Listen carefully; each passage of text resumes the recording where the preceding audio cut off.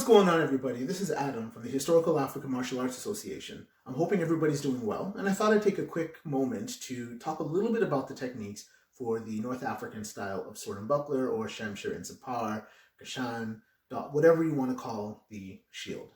So the reason that I want to talk about this is a couple of things. You'll notice something a little bit different in the way that the shield is applied in the North African and some of the Middle Eastern systems, as opposed to what you'd be normally used to in systems like I-33.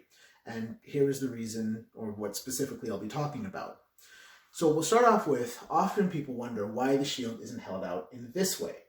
Now, there are a couple of reasons for that. And you'll notice in a lot of these North African and Middle Eastern systems that the shield is actually held here, or sometimes it's held at an angle out here. Now, one of the main reasons for that is the use of the sword, or the movement of the sword. You'll notice in the North African systems that there is a lot of fluid movement.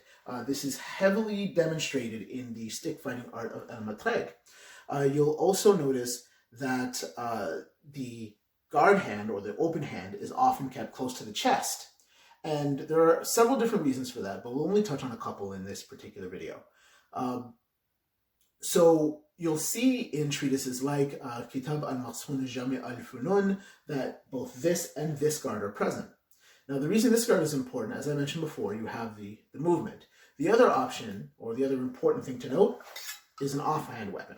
So if you have, for example, a knife in your other hand with your shield or by itself, you want to keep it close to your body because, one, you don't want to keep your hand with a small weapon out and possibly get it sniped. And two, you don't want it to interfere and put your hand at risk. So you also have movements like what I like to call tipping the shield. So tipping the shield is essentially where you take the shield and you turn it this way. Now, when you don't have a knife in your hand, it doesn't quite make sense because you're thinking to yourself, well, you're not in the way when you're cutting. But this is a really good technique to practice for a couple of reasons. The first is that you obviously don't want to put your hand at risk, so you want to tip it so that you can get that movement. You also want to practice being a threat. What that means is your point of your knife is now facing at your opponent. So if they decide to take a risk and open up their face, their neck, or their arm, you now have a target to attack with your blade.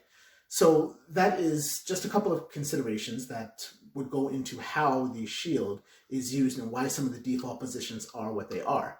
But I'd really love to hear your opinions and some of your ideas as to how this weapon combination would apply.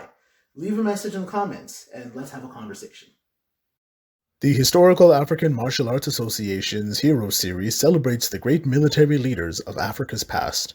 Order yours today at teespring.com.